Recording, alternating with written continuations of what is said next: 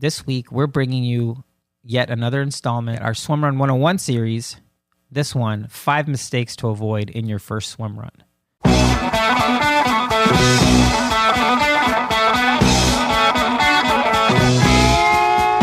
Welcome to the Low Tide Boys, a Swimrun podcast. I'm Chip. And I'm Chris, and this is episode 205 of the show. This week, we're bringing you yet another installment in our, I would say, very popular. People seem to like it. They're highly listened. People seem to like it. Our Swimrun 101 series. This one, 5 mistakes to avoid in your first swim run. You know, we had one of like, hey, 5 tips for having a successful race.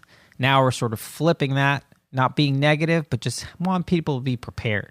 Definitely be prepared, and some things that we have seen in our journey in the swimrun universe. Yeah, we've made mistakes. We've made these mistakes, and we're trying to help you.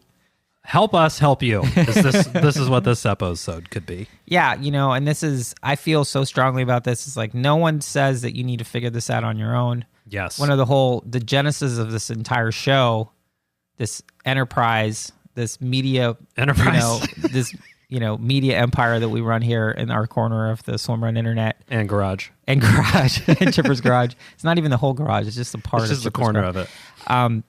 Is to really demystify this so people have a great first experience. And that's really where we're coming from with this. But before we get to that, Chipper, this episode is brought to you by Arc Sports.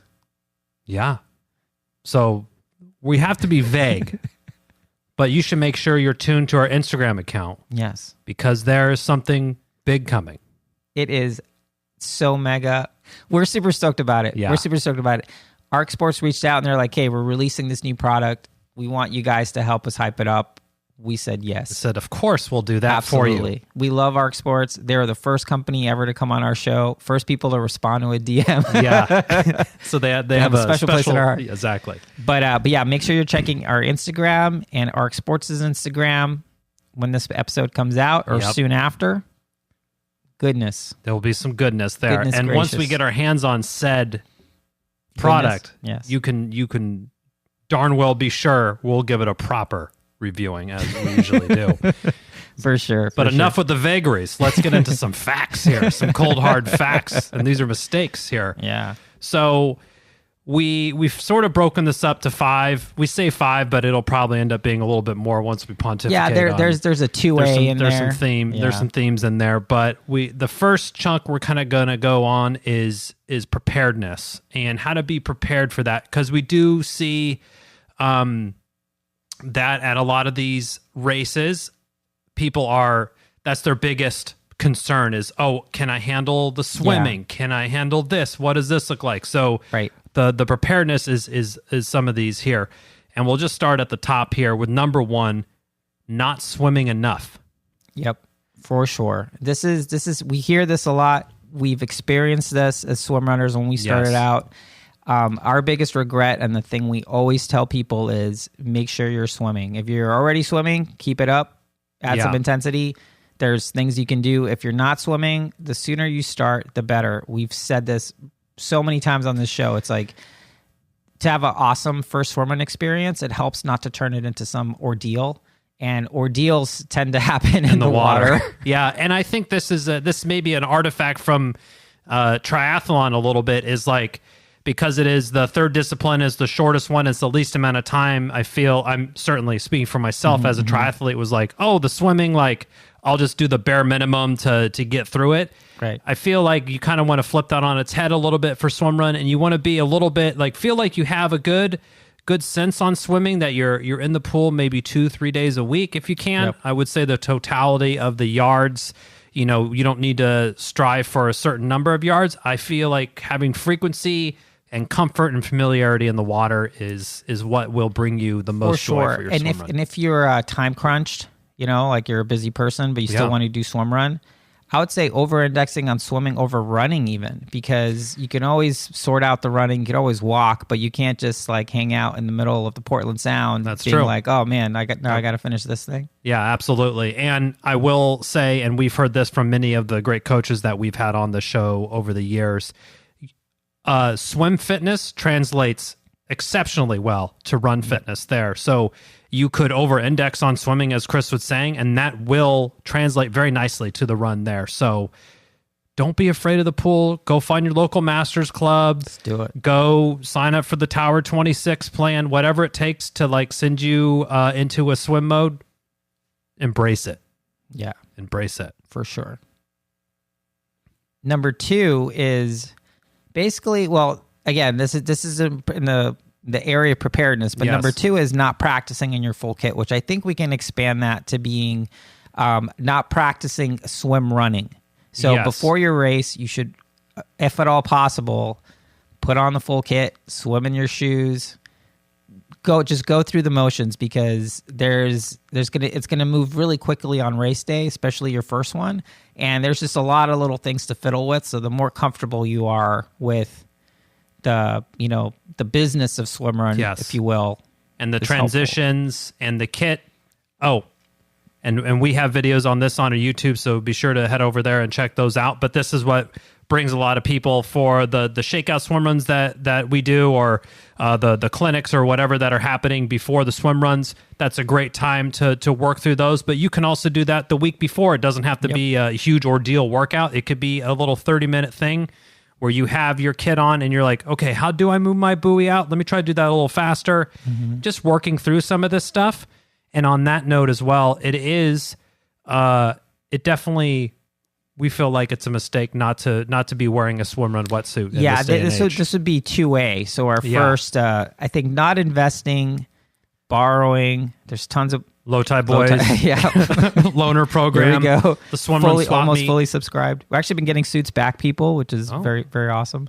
But yeah, not the most important piece of kit is going to be your swim run suit for enjoyment of your first race. So it's just a big mistake to at this point, the kits are affordable enough and the entry level ones are good enough that if you got to spend $200 to make sure that your first experience is great, that would be where I'd spend $200. And now Attila also, and you can rent them for your race as well. So if you don't want to take the full plunge and invest there, or again, the Swimrun Swap Meet group on Facebook, or reach out to any number of swim runners that you find in the community. And I have found folks are more than happy to make that happen for you. But we do hear that a lot.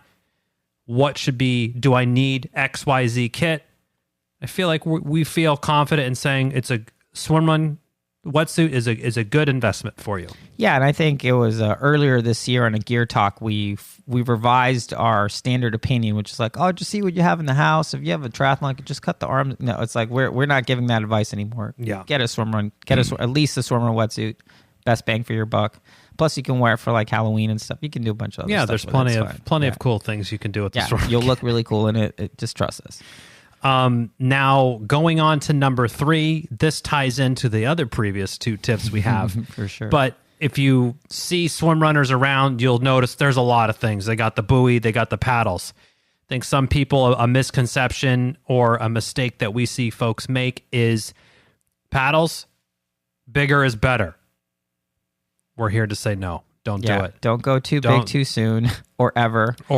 Exactly. I think that's a very good point there.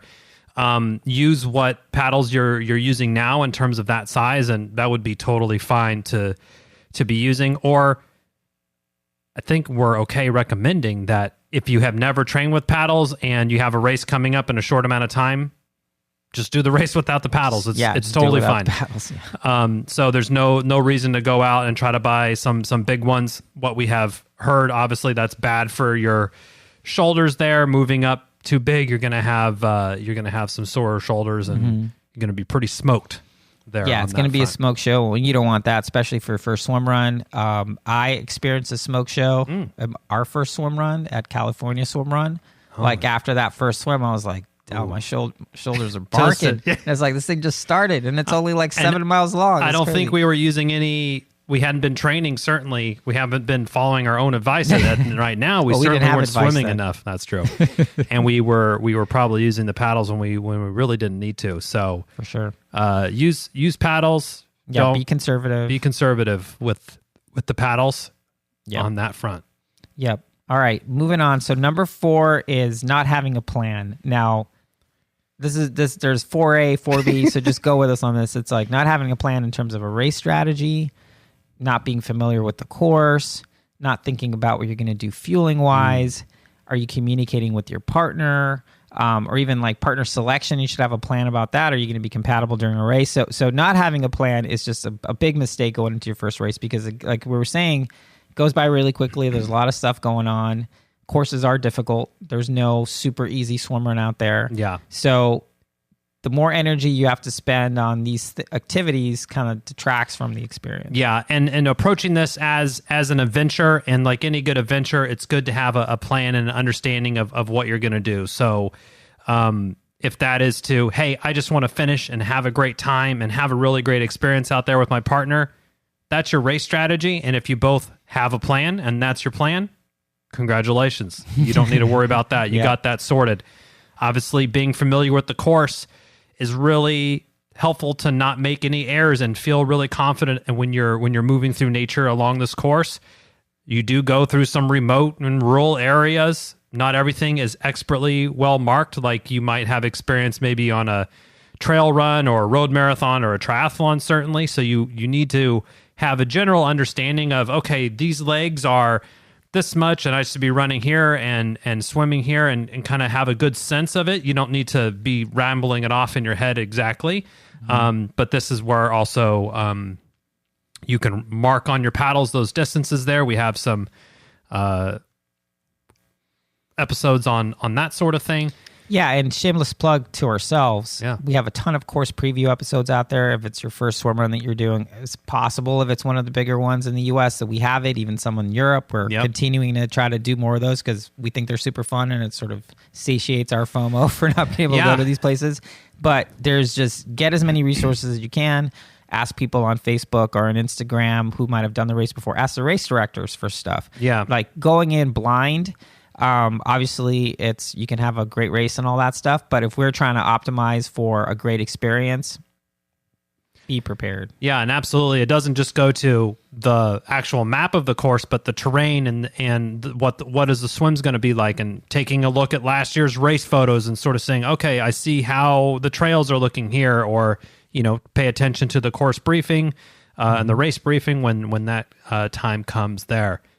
Now, one area, Chris, that we've had more of a plan on in the last few years, thanks to our friends at Precision Fuel and Hydration, is fueling. Yeah, for sure. And again, unlike a triathlon when there is very predictable aid stations and the Gatorade's going to be there or whatever, swim run, it's a little bit different because it's very dependent on the terrain. So you need to carry a lot of fuel with you and understand what it's going to take to put into your gas tank, your body, to get you to the finish line there. Yeah, and I think I can give you a super concrete example. When we were at Casco Bay this year, we were chatting with the Calamanders, and Tristan and Amy were there as well from Team Adorkables, and they're like, yeah, we don't really do gels. And we're all like, hey, if you're doing the World Championship, which they did a few months later, you got to get on that. Like, that is not going to work for you if you're going to do one gel over 9-10 hours. Like, it won't work.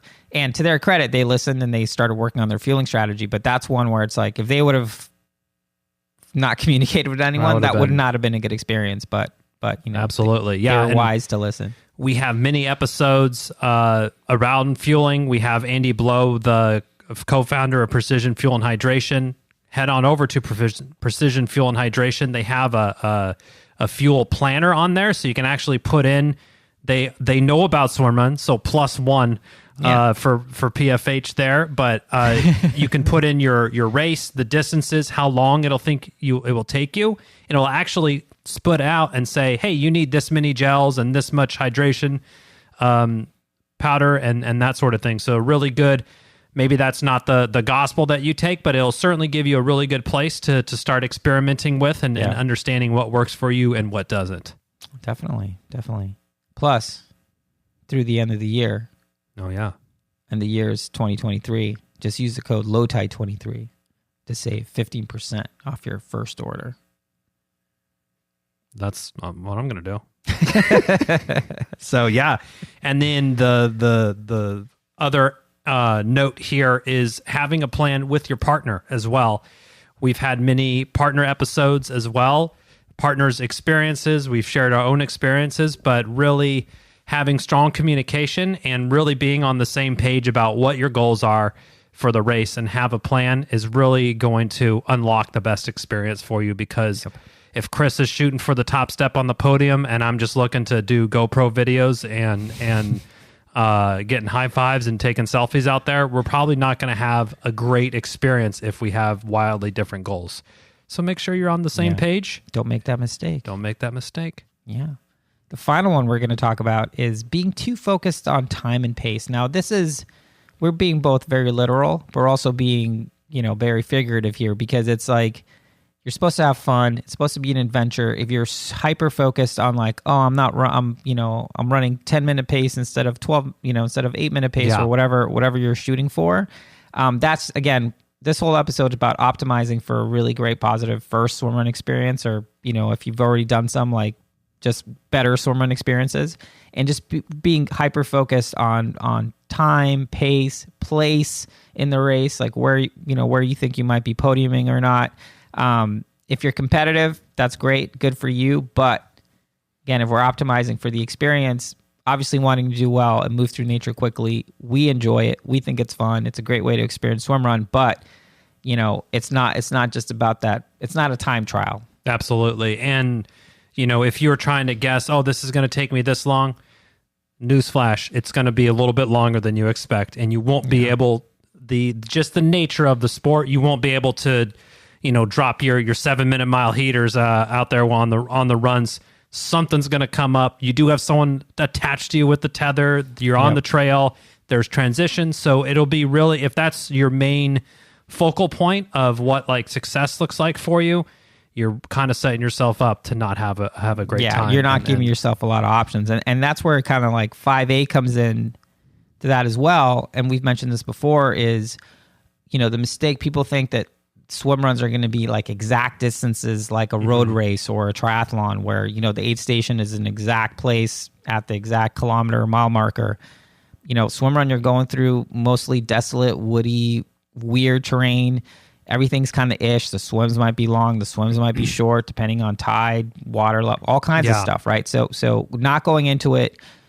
Let me just put it this way. It's a mistake to go into a swim run not being prepared for the ambiguity of it all and not embracing it. Because if you're going to have a panic attack because the aid station's a mile down the road than you thought it was, you're not setting yourself up for success there either. Yeah, exactly. And I think that's a well-noted point, and we've definitely highlighted that there. So there's certainly, could we even count how many mistakes we made in our first swim run?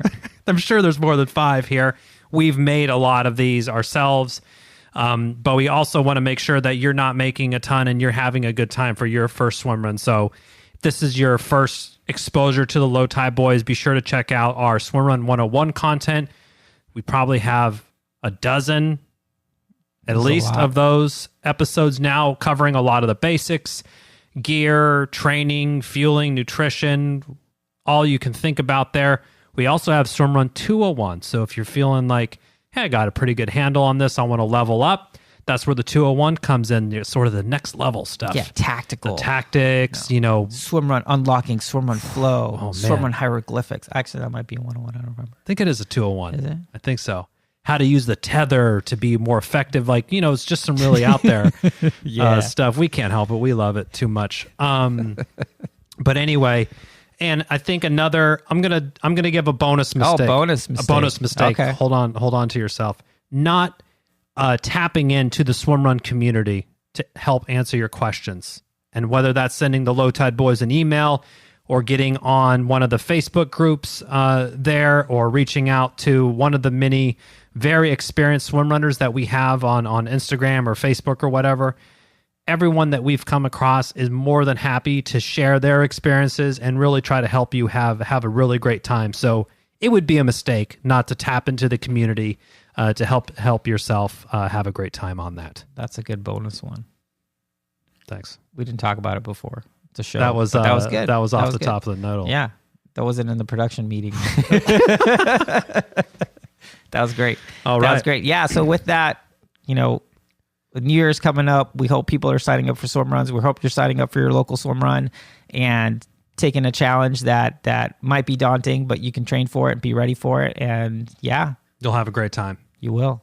We'll hopefully see you there. We'll see you there. That's it for this week's episode. Thanks so much for listening to the show. Make sure to subscribe wherever you listen to podcasts and leave a rating or review, since that's the best way to help other people discover the show and the sport of swim run. Check out our website, lowtideboys.com. That's boys with a Z, for swim run resources, including gear guides, tips, how-to videos, and so much more. Make sure to check out our meme page at The Low Tide Boys on Instagram. If you have any questions or suggestions for the show, send us a DM or email us at lowtideboys@gmail.com. We'd like to thank Riding Easy Records for our show music, and of course our wives for their support and tolerance of our swim run and other activities. Lots of activities. Lots of activities. Finally, you can support our efforts on Patreon. Until next time, get out there and go for a swim. Then a run. And then a swim. Then another run. Then another swim. Then run some more. Just keep going. Let's go. And then stop at some point because, And fuel. Don't forget to fuel. Gotta fuel too. Of course, yes.